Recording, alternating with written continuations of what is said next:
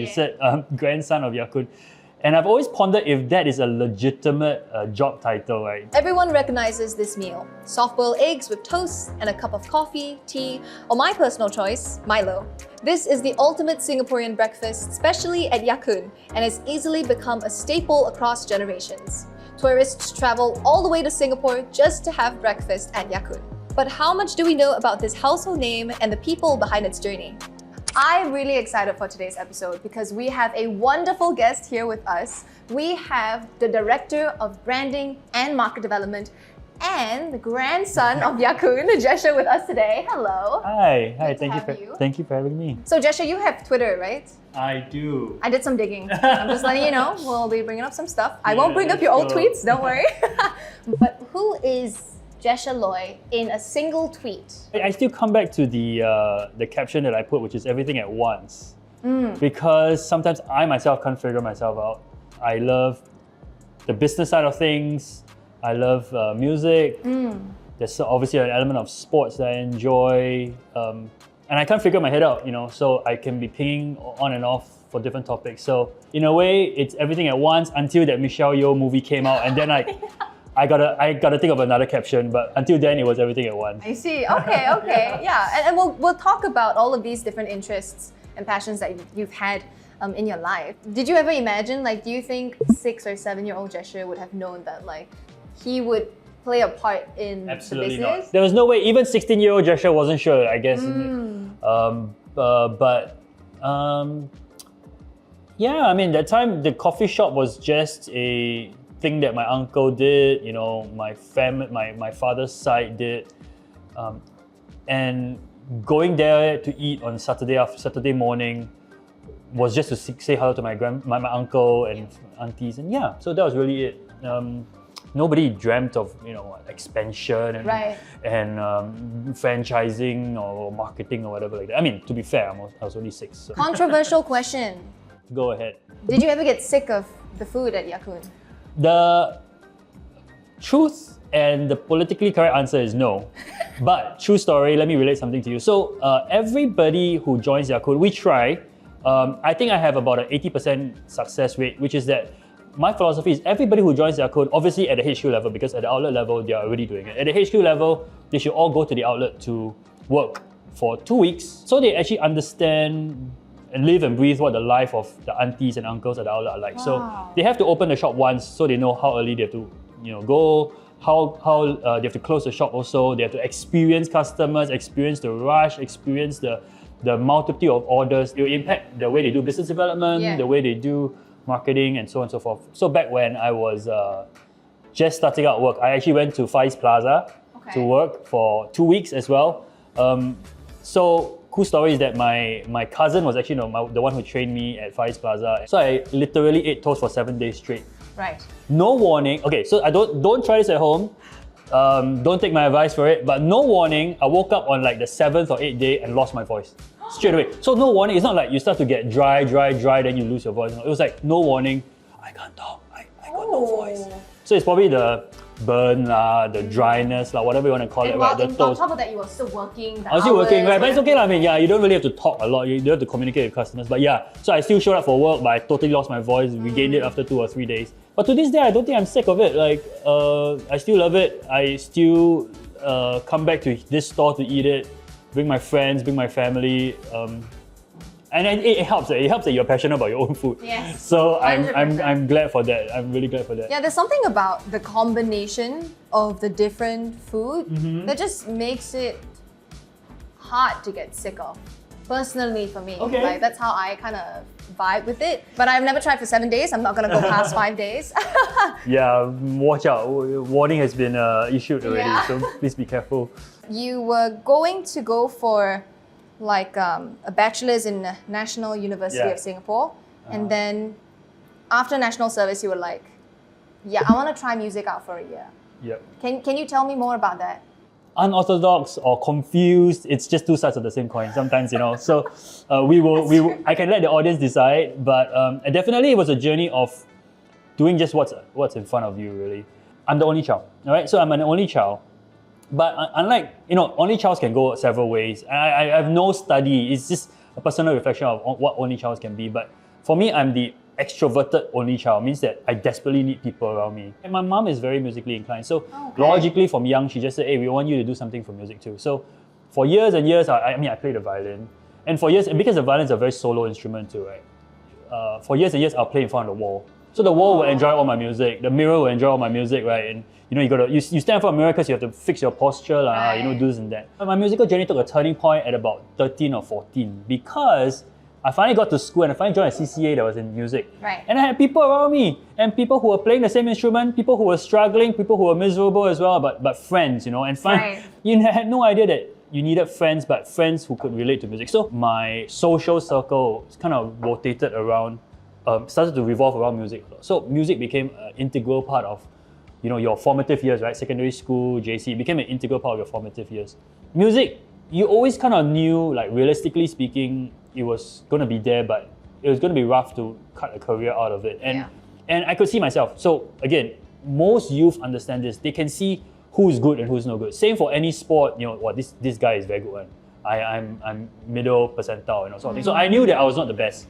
And cutting myself a career in music would have been tough.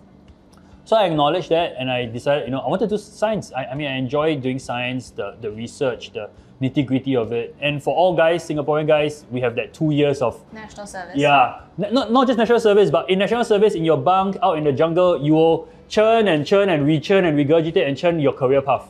Like, you got time to think, man. So you're like, is this for me? Then you one day you'll say yes, and then next day you'll say no, and then you'll hear your friend, and your friend will be doing something else. So I had a lot of time to also ponder and think, what's a 1 year gap year in the grand scheme of things? Of course, I'm going to miss out on some of my friends will be ahead of me, etc., but it's not a big deal. But to me, what is more important is, what is 1 gap year?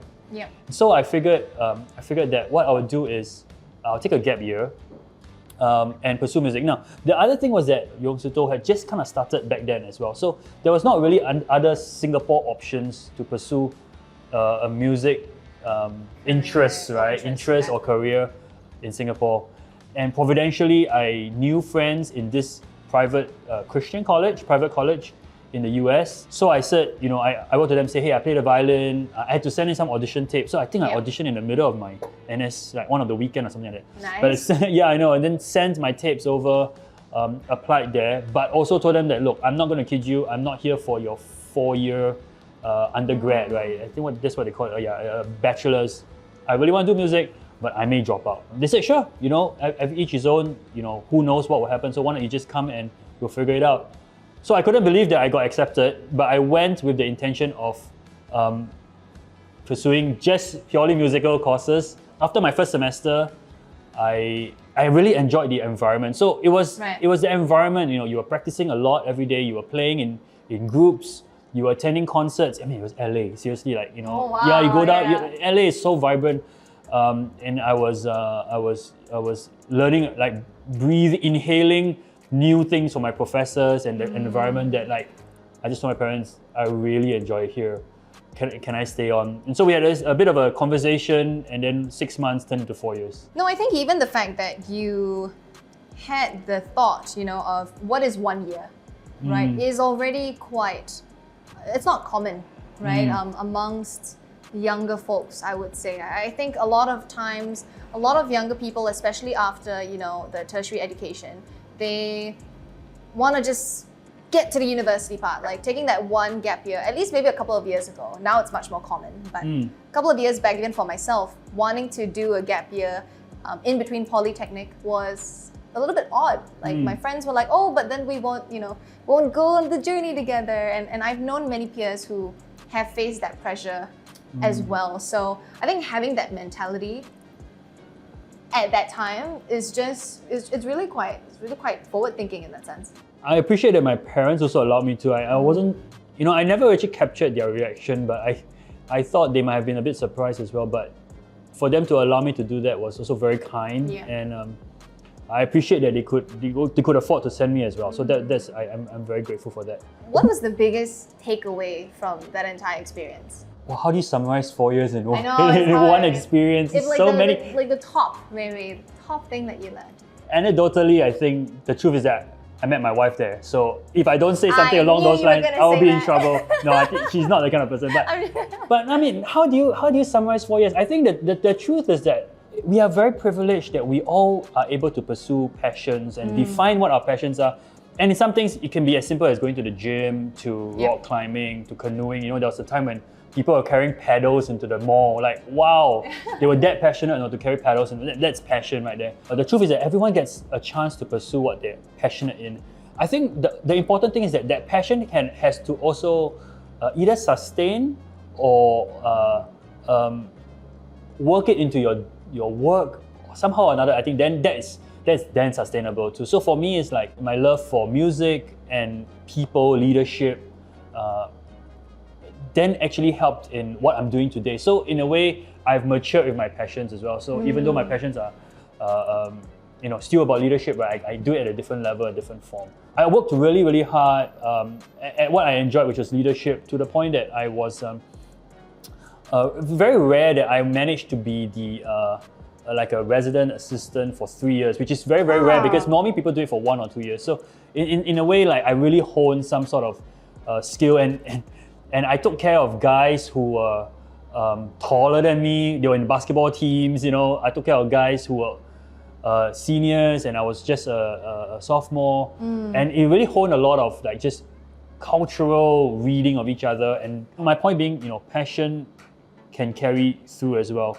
So, and I'm thankful that then that in some weird way or whatever is able to translate into what I am or what I can do today. Yeah. And that helps. So to people out there who are also pursuing like rock climbing or dancing, there's a huge amount of intangible learnings, perseverance, not giving up, working hard, finishing your tasks so that you can go train, so that you can go for your practices.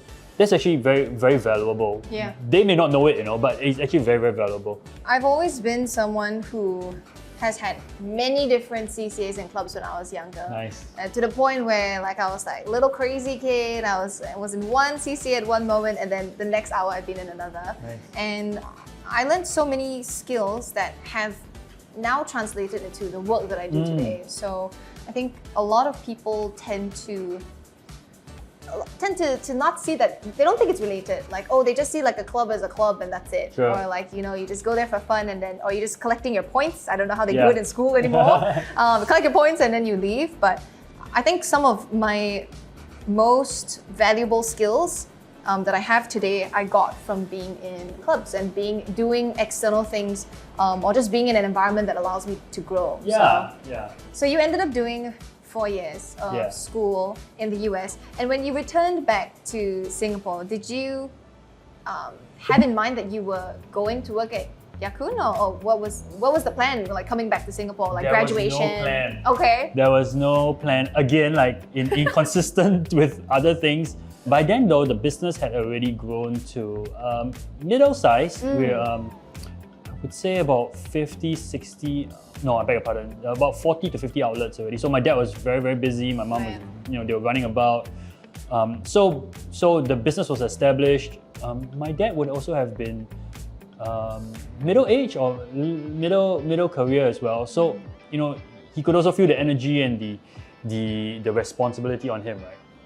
So obviously it was a natural discussion to have, like, Jesher, what do you want to do? Do you want to? Where do you think this music thing is gonna go? So one thing was clear, that I was going to come back to Singapore. So all along, I knew I was going to come back to Singapore. So the concept of a master's or something, even though it was obviously mooted, right? People always talk about that in your final year. Yep. It was mooted. I decided, no, I want to come back to Singapore first, get my head straight, figure out what I want to do. So by the time I came back, my dad also said, well, clearly you don't have anything to do. Why don't you just come along with me? And you have to understand too, like, my dad's like that. He is that kind of tambai, very straightforward, very like, do what's in front of you. Yeah. No need for a strategy. Just take it as it comes, black and white. Yep. Without much ado, I started work. And I've started work and I've not left work for 13 years and counting, Yeah, besides occasional leave and things like that, yeah. Is this like your first job, you would say? Yeah, so first full-time employment for sure. Did you have any thoughts about like where, like working elsewhere? Being gone for 4 years, right? So, I mean, if anyone, you lose network for 4 years. So you come back, your friends are your strangers, and your friends are strangers, and you actually don't even know where to start. So I think that's actually a huge drop off because you have built no network for 4 years. Yeah. So actually starting out was quite difficult. The choice of joining the business with that was already up and running was quite Just appealing, made sense. actually. Okay. Yeah.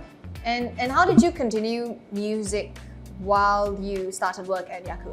I knew I wanted to do some kind of conducting. Conducting youth, conducting people or choir of some kind, but I knew I cut up my niche. And I have to be frank that I knew I did not want to teach as well, like teach one-on-one. So naturally, a lot of musicians go that route because after accumulating so much skill, you want to impart that. But I knew that I was not that kind of guy. And again, being a people person, I enjoyed doing groups. Yeah. But you can't conduct the wall. Just like playing a violin, right? You only play for the wall. I can't conduct the wall. I can't conduct a recording. I need to conduct people. So to get your first job in the music as a conductor, it takes a fair amount of networking. It takes a fair amount of knowing people, getting called, doing free stuff as well. Because it's one of those jobs where you need the other side of the coin. I'm very grateful to my alma mater because they called me back for a few just performances. Okay. And is these that you show yourself? Is these that you actually get to do, recordings or pictures that you can then gain the trust of the real jobs out there. Eventually, I got my first conducting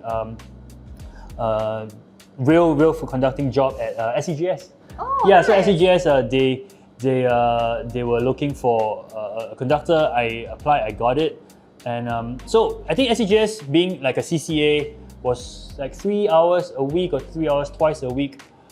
So it's very manageable. It was a job that I could do. It's a job that I loved. Yeah. I went in there.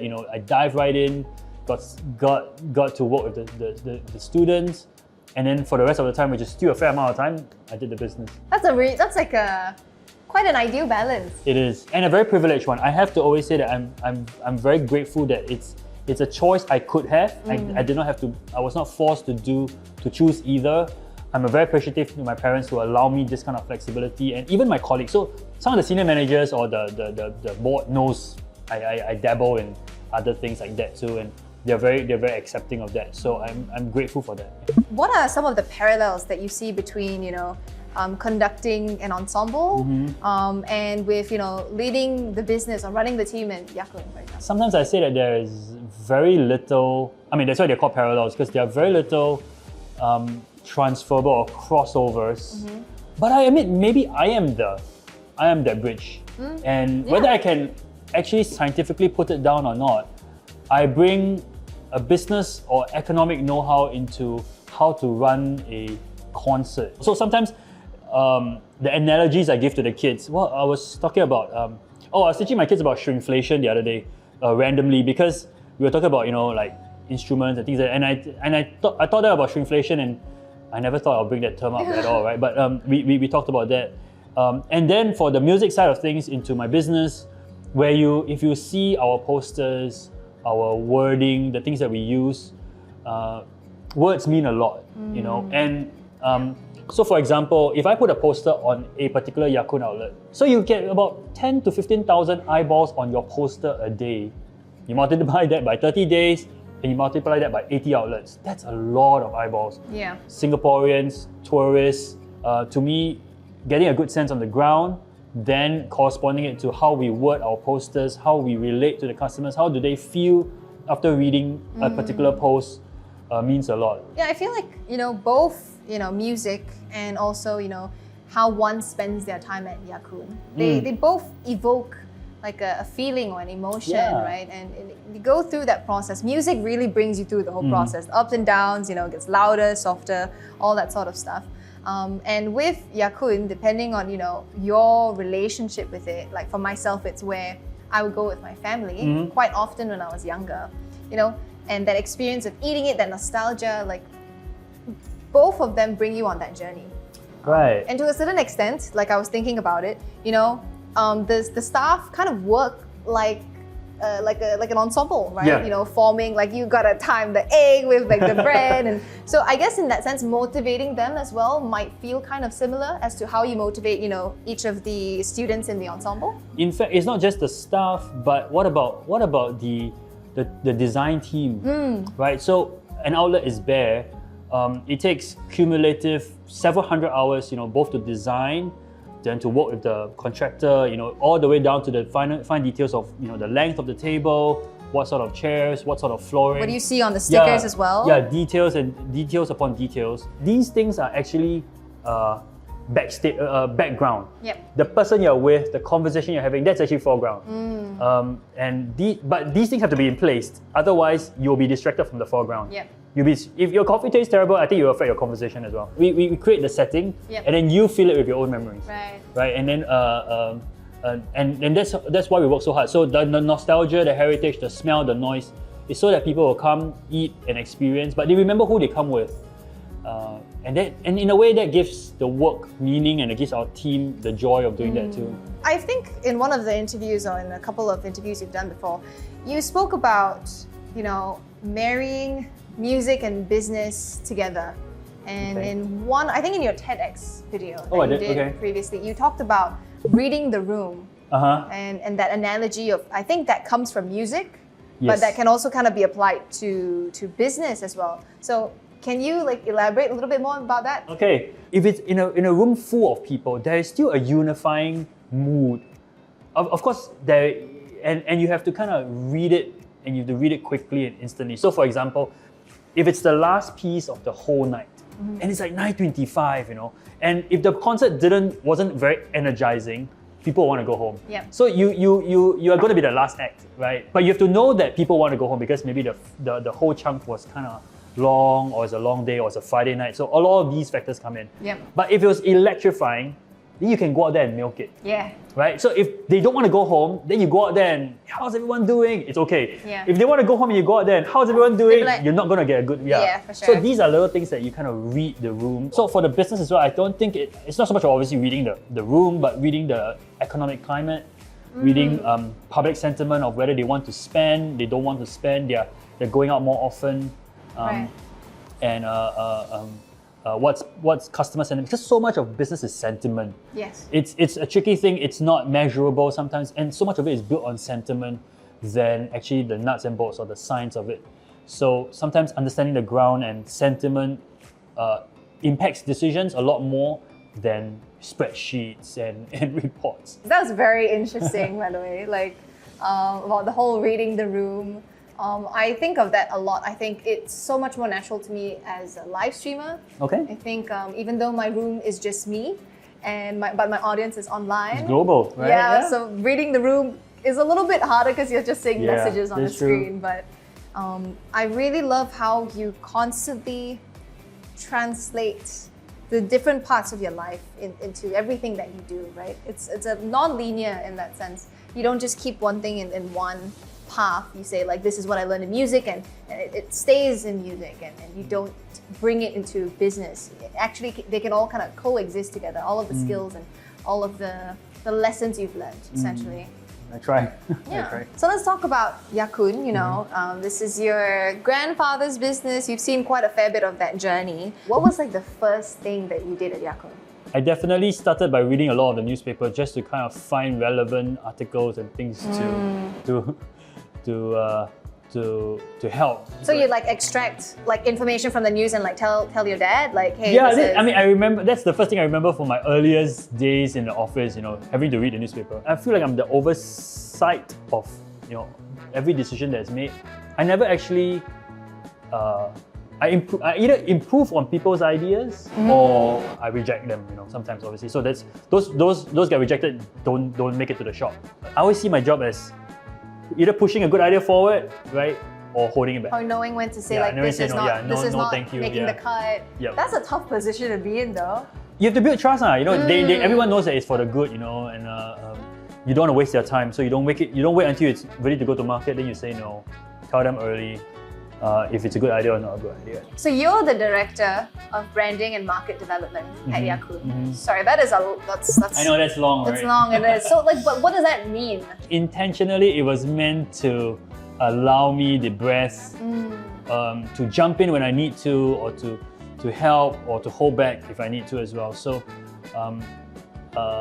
on a day-to-day, a lot of it is about overseeing the marketing team, but also the direction of the marketing team. Sometimes it goes into HR policies or things about what the uniform should look like. So that's all. Wow. So branding is a pretty big umbrella term that gives me the space to do that, even though obviously everybody knows my function is to just make sure that everything is heading in the right direction. Did you ever doubt your direction Do I have to doubt my direction? for the business? No, I have not doubted, because the direction is taking it's one step at a time.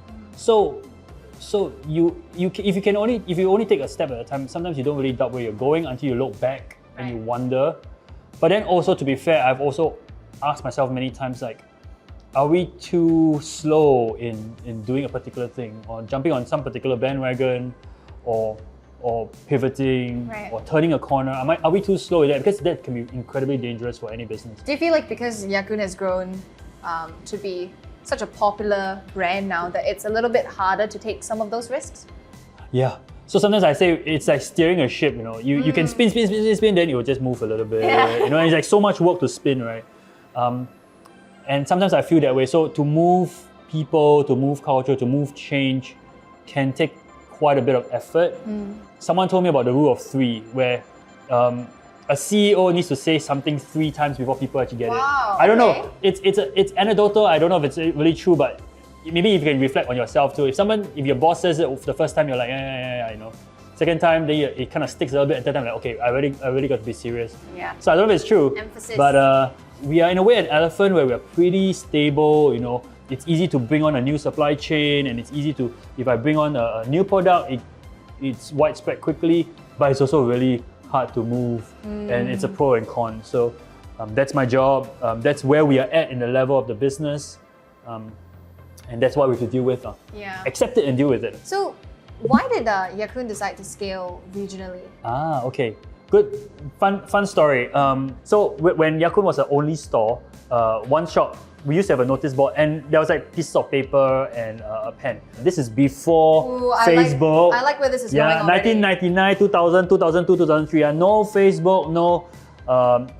Probably AOL and MSN, if you know what that is, was just around. So nothing. We had this caption about leave your thoughts, or tell us where you're from, something like that, right? And so people would post. Singaporeans, for the most part, would post, love your toast, or why I feel like you serve too little butter. At night, my mother would come and take down all the notes, and then at night she would reply. She'll go home, she'll reply, pass to my dad. Next morning, my dad will go and pin back. Wow. Old school chat room, chat room, right? So my mom would then come back, and now my dad will pin. And it caught on. People realized that, somebody's replying to my post. Your feedback's being heard. I said, thank you very much. And then my mom was like, you're welcome, Then they're like, it's real legit. It's very hands-on, very personal to them. But then also after that, we started to realize that, people were saying that, love your toast, John from Australia, love the atmosphere, Holland, Japan, in whatever. And people were leaving there, and my parents would start to collect these, because clearly there's no point replying to them, right? You start to collect. And before we knew it, we were seeing a list of countries, and I recall all the way to Mexico. Wow. People were coming here, and before we knew it, we realized that it's time for us to go overseas. And so that was actually the drive. Somebody must have taken a picture of that and posted online, but it's called the world map, where we actually superimpose everybody's comments. And that to me is actually my explanation for why we realized we could go overseas. Wow, that's amazing. Yeah, fun story. That's like the best way to gather data on your customers. Yeah. Yeah, just a little side note, I actually used to do a relatively manual way of collecting data from my viewers as well. Okay. So every time I would finish a stream, or maybe after a month of doing live streams, I would send them a Google form and be like, hey, could you let me know what you enjoyed and what you want to see more of that. And that just allowed me to know what they wanted Yeah. so much more. It also helped me to see what they don't want and what they Yeah. don't need. And it really kind of helps you guide your decision in terms of like how you want to grow as a company or a business. Entrepreneurship vibe, entrepreneurial vibe, to add on to that, to this day, I still read every complaint and compliment. Oh my god. And I mean, because of our scale, even if there's 1 or 2 per day, I'm getting close to 40 or 50. I mean, because we have 80 shops, right? Even if it's 1 a day, it's not saying that my team is not doing their job, but even if it's 1 every other store, I still get a fair amount, but I read them all. What are some of the challenges that you or the team faced when you were scaling or expanding Ya Kun to overseas? It's this thing I call shared heritage or shared experience. If I say the word kopitiam or coffee shop, 95%, 99% of Singaporeans will get it. Yeah. And we've all experienced it before, some form or another. But if I say that in Japan, goodness, no one will get it, right? So when you translate a shop to Japan, Korea, Philippines even, or Indonesia, maybe they all have a very different street food culture, right? They won't get why this is so important to us. So to explain that, to translate that to them, they may just see it as a design or a particular menu. So we cannot be blind to that. We cannot just assume that, I'm just going to copy and paste and you guys... And it'll work out itself, yeah. So we have to work hard at conveying the story, explaining it to them, and then the food, the price will then have to match the setting. So they see the store from far, they know, this is very, like Asian, Singaporean. Then the price has to match, and the taste and the taste profile has to match as well. So I think that's one of the hardest things about translating what we take as everyday life over there. That culture fit, right? Making sure that it makes sense with everything else in either that street or the country. Yep, or the people, for the matter, culture. Yes. Do you have any advice for Singaporeans or businesses that are looking to expand overseas? Take your time to really understand. Understanding has different levels. So you think you understand someone or some culture but the more time you spend with the person or in that culture, you learn more. Yes. Right, so we all feel like there's a baseline, and the more you spend, you actually break that baseline, you go further and further. And so really invest time in understanding before you jump in, because that actually is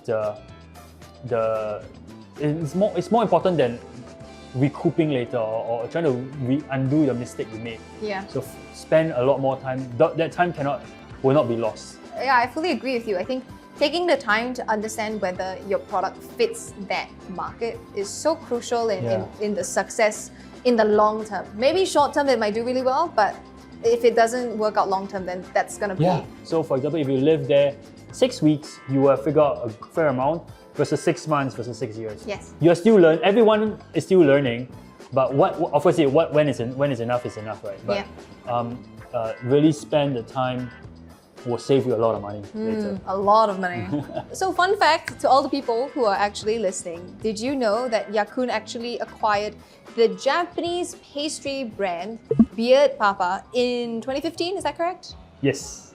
Why? We have a particular objective of trying to keep the brands, obviously it's run all by us, but we try to keep the brands parallel or separate, so that they each have a trajectory of their own. But clearly after this interview, ChatGPT will pick it up already. So the cat's out of the bag. But no, I mean we are proud of what we do. There's no secret. It's just that we intentionally keep a very clear head of the direction of Beard Papa and the direction of Yakun, so that you don't go to a Beard Papa and go, oh yeah, I've got elements of Singaporean or elements of Yakun. Obviously, Yakun is big enough that we don't have to. I mean, it's pretty established. Why did you decide to acquire a brand like Beard Papa in the first place? I think the previous owner was wanting to release the brand, and we felt like, firstly, it's a product we like. So sometimes you gotta have a bit of passion or something that you can eat it often. Right. Of course, it was a brand that, while did not seem congruent with us, they use fresh ingredients. They top-notch ingredients. Everything is almost baked. I mean, everything is baked daily. High quality. very similar to our ethos and very similar to what we want to do. And also, in a way, everything is done on the spot. So it's not a whole lot of like, back-end prep. Yeah. And so we figured that there is strangely a lot of overlapping, and you never expect that within Ya Kun, Singapore brand, and like a Japanese confectionery pastry, right? But there was, and so it was mystifying and it was ironic, but we were very excited about it. And so one thing led to another, and before we knew it, we were actually talks about why not we take it on and grow it. And then the Japanese partner and the Japanese owners were very excited. They were looking for foothold in Singapore, and they also said no better brand than Yakun. I mean, you guys know the landlords, you guys have been in this space for so long. We'll be more than happy to sell you the franchise. And so that was it. That was 2015. This is our 8th year, turning 9th. Wow. And, we have 9 shops and nice. Loving it. Like, yeah, very happy to see people, love it, and I love it too. And I try to make it for all the food tasting because it's always fun. So has it's any sort of little? I know you mentioned that you try to keep the brands running parallel to each other, and that makes a lot of sense. But has there ever been like any cute little secret crossovers that have happened? So the first time we launched the Kaya custard flavor. Oh, okay. Yeah, so I can send you I'm happy to send you the artwork to that. But we actually did Kaya puff. Oh. It was very nice, very gao. Okay. Because can you imagine custard and Kaya, right? But very very local. So that was, I think to date, like the only well-known crossover. Beyond that, not a whole lot. That's cool, huh? Yeah, That's so fun. Like you can just have like, I really like how there's so much freedom in really making it all work out together. And when people have fun, then it grows. Yeah. It's fun, right? So we hope to bring that back, or to have more fun and creative ideas. What was some of your experiences with that acquisition process? For 20 years, we were always the franchisor. We were the ones imparting the knowledge, training, bringing people, opening up markets, or even opening in Singapore. The franchisor, the one that the sifu almost, right? When we acquire a brand, suddenly the teacher had to become the student. So it was fun in a way that we had to learn and relearn some things.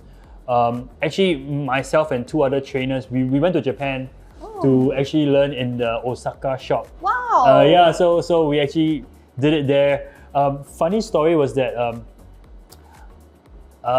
we had to learn, the path and the thing. And in Japan, obviously they value customer service as premium. Like, yes. Don't mess with that. Yeah. And so we were never allowed to like interact with customers. I mean, not to mention we can't speak English. I mean, we can't speak Japanese, right? Yeah. So we were learning, and I think our trainer was busy, and we were like, "Oh, there's nobody, there's customer. Let's go for it, So we mimic, and then we actually served the customer through like just signs and everything. And our trainer was a bit shocked. You guys are not ready. No. But we're like, well, I mean, we figured out, for the half of it, right, and the rest were okay. And so it's like, no, please go back. Right. Please go back. But I guess it's maybe the Singaporean way of like, we just speed learn a lot of things. In Japan, they really strive for that perfection almost, right? It turned out to be kind of a interesting or comical almost. I mean, and we delivered, so the customer knew no better and probably thanked us in Japanese, and we were like, oh, thank you.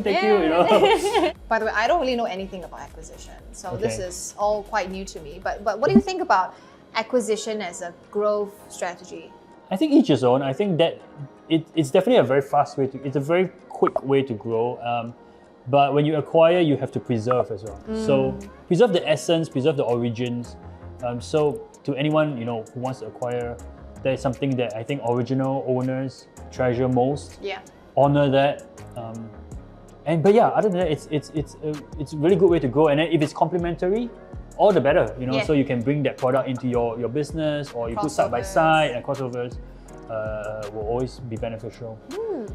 Okay, so I have always wanted to go into the behind the scenes of what it's like at Ya Kun. So that's why we're here, right? Am I allowed to? Let's do it. Oh my gosh! Okay, let's go. For some people who may or may not know, our Kaya is all.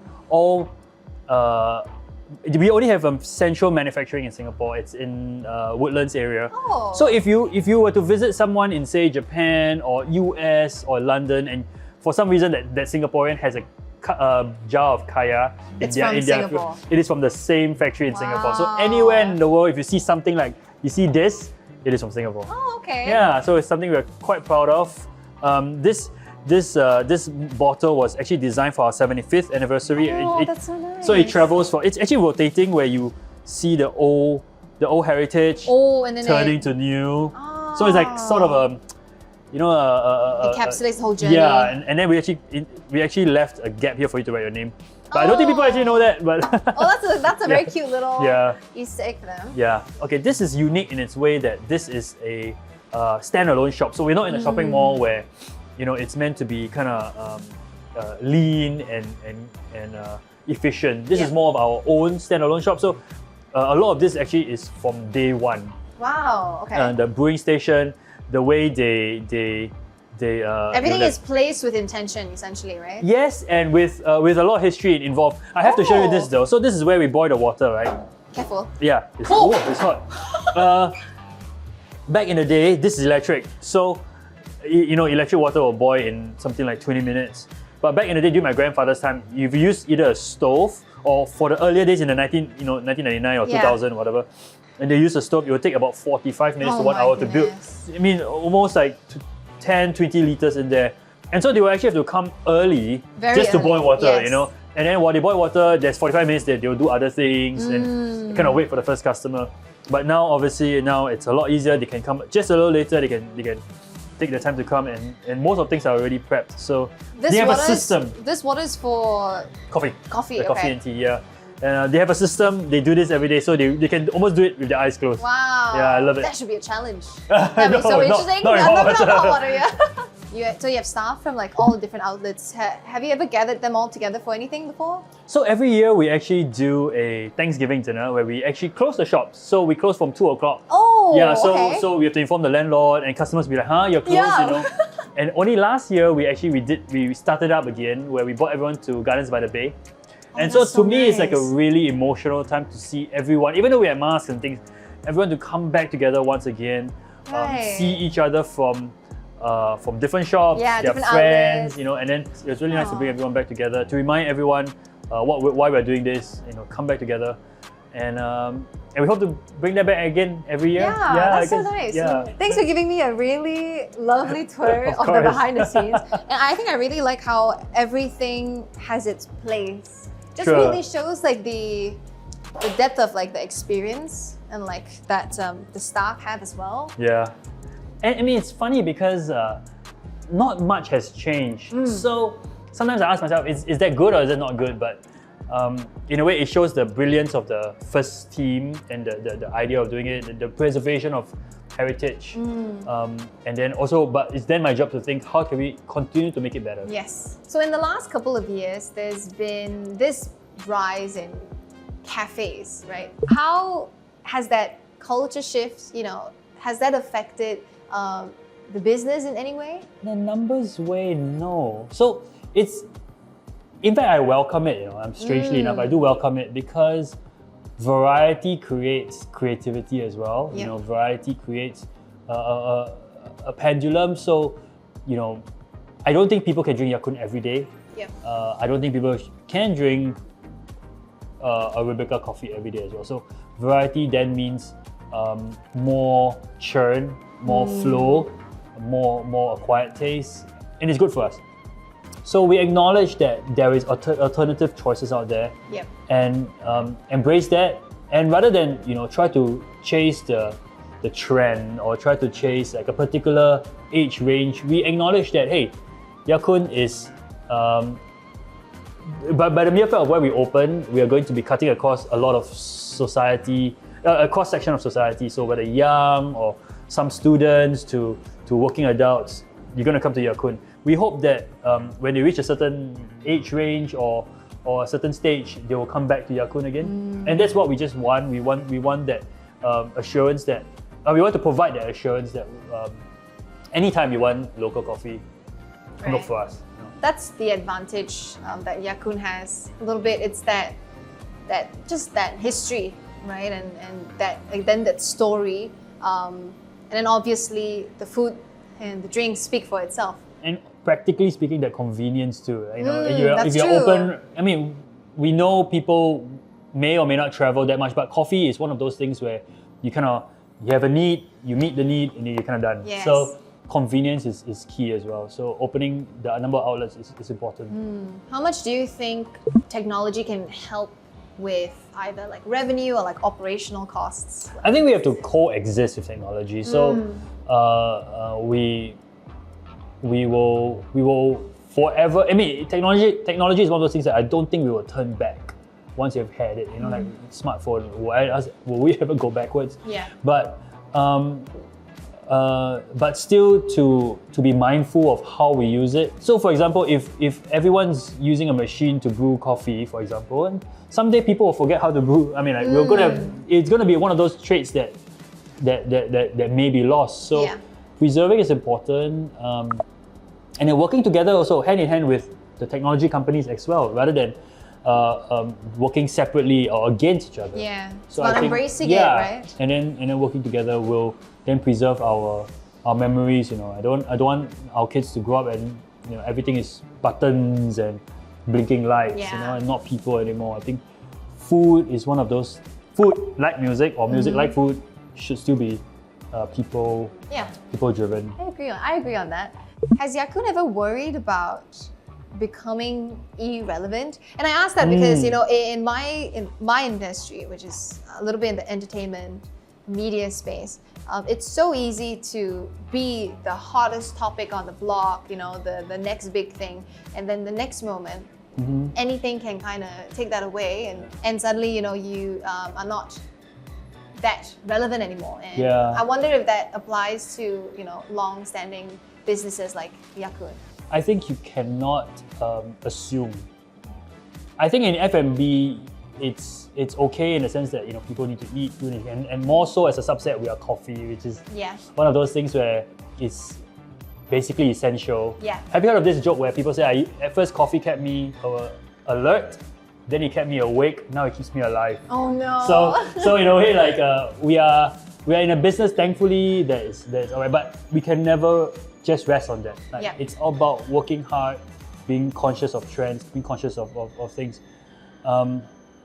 But that doesn't mean that the brand or the people or the direction is secure as well. Yeah, I think it's about growing together with how society and how the world moves, but also making sure that we stay true to what we do and the core of who we are. Yeah, it's fun though. Like you got me thinking about how arts or music and food are one of the last things that we try to stave off technology. I wonder, I wonder if the listeners can even put it in comments, right? Like, what else do we want to hold off technology as much as we can? Maybe sports, nobody wants to see two robot 11 aside play football. Like, it's too boring, right? So there's got to be some things where we just don't want. We still want handmade. So hesitant to it. Maybe a fun thought. Yeah. Looking back in your life, what is something that you wish you could have done differently? Everything I feel is what you do the best you have. Of course, I mean, we made mistakes. I wish I can go back and undo things I've said. I mean, words I've said or things. But these are all incidental, I suppose. But in the form of a job, I always regret. I regret not being kind. If I'm not kind at a particular point, I wish I would be kinder. But in a career choice or academic choice, nothing really comes to mind. I think the idea is just to make the best decision you have and then be content with it as well. Yeah. Right. That has been a guiding principle throughout. Yeah. No, I feel like you have so much more fascinating of a life than you think you do. Like, you're so grounded, I think, in your values and in your beliefs. You've allowed yourself obviously with the blessings of your parents and to take the different opportunities and really make the most out of it. And now you're in that position, which again, not everyone gets to be in your position, both in a good way and in a not so great way, but you're in this position and you constantly think about how you can give back to the people. I think that sounds honestly really inspiring. We just keep trying. It will never end. I mean, the giving back can come in many forms too. Sometimes it's where people are at. Sometimes it can be preventative as well. So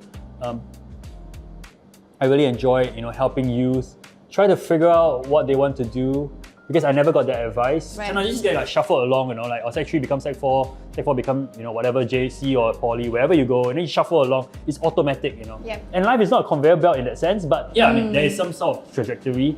But I hope that they can then, we can intervene and help them to see that yes, you are on some sort of elevator or escalator, but you can also, choose the path you want to take, or know which elevator you want to jump on. Just be exposed to the different elevators in the first place, right? It's not just or one. levels you can hop off at any time and stuff like that. From that all the way to my employees, we have 300 of them. They come to work every day. They are faithful. They keep their head down. They work hard. And it is hard. How can we connect with them and thank them in ways that appreciate not just the work that they do, but to be a part of, to be a tangible part of the story, the growth of the business, the personality of the business. So we're working on some stuff. Next year being our 80th. Yeah. Stay tuned. Right? Hopefully we can institutionalize some of our appreciation methods, bringing them in, but then making them feel like everybody put a brick on top of a brick to build this business. So how do we acknowledge that collectively? Oh, I'm very excited for next year. Yeah, I hope so too. Yeah. And on the topic of the 80th year for next year, is there anything you would like to tell the viewers that they can look out for maybe? I mean, the business is where it's at. It's many people coming together, and one of the huge element of that, on top of our team, our staff, my grandfather, is actually really the customers.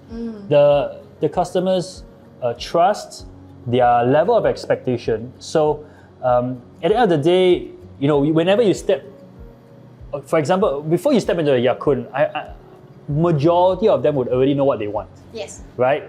So it's a bit about expectation, where you know what you want. Psychologically, maybe you'll be able to start to taste what you want already. And expectation is met when we deliver that. Yeah. So it could be exceeding or it could be under, and that's where you get your, you get your variance there. But the trust for them to come back and to dine and to have meetings here and to bring their children here and to bring their foreign friends here is something that's much appreciated, something that we value, that's something that is built and we treasure, because it takes a long time to build, and we have to hold it carefully. Not to be taken for granted. Yeah. We welcome feedback at all times. We are a Singaporean brand. Communication channels are always open. If they have, ideas, feedbacks, it's not something that we're cut off from them. Yeah. We welcome that. And also, for that matter, being a Singapore brand, we take in a lot of internships, mentorships. Oh. So people think that, if I join Ya Kun as an intern, I'm just going to learn about coffee. Through the course, you figure that we know a lot more. Yeah, we know about life, we know about people, we know about the environment. I mean, the working environment and economy. You learn so much more than just, I'm going to be an intern at Ya Kun. I'm going to make coffee. No, you know what I mean. So there's so much more. So at any point, people want to get a good sense on just ground sentiment. This actually is a decent place to start. Oh yeah. Yeah. That's so exciting.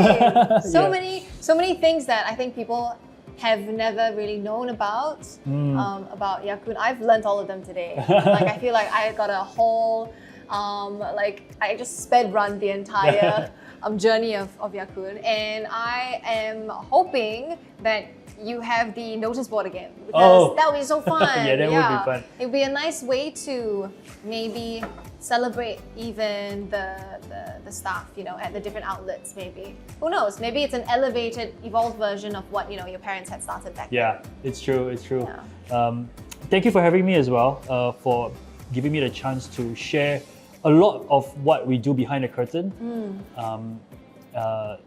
It gives us kind of, it gives us purpose to do that, to continue to do that. So I really appreciate it. No, I've learned a lot from today, really, and just being able to kind of pick your brain in terms of how you've thought about some decisions that you've made, for yourself, in your personal life.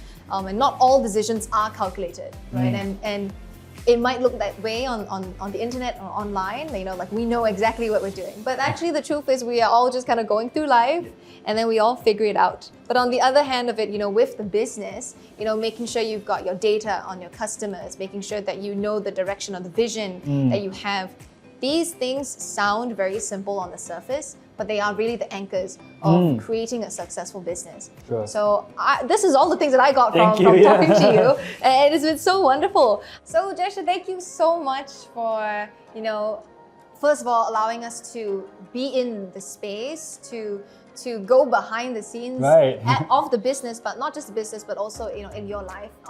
I think I speak for the listeners as well when I say that we've really learned a lot. Your life Thank is you. really fascinating, so you gotta own it, Thank as you. the young people always like to say.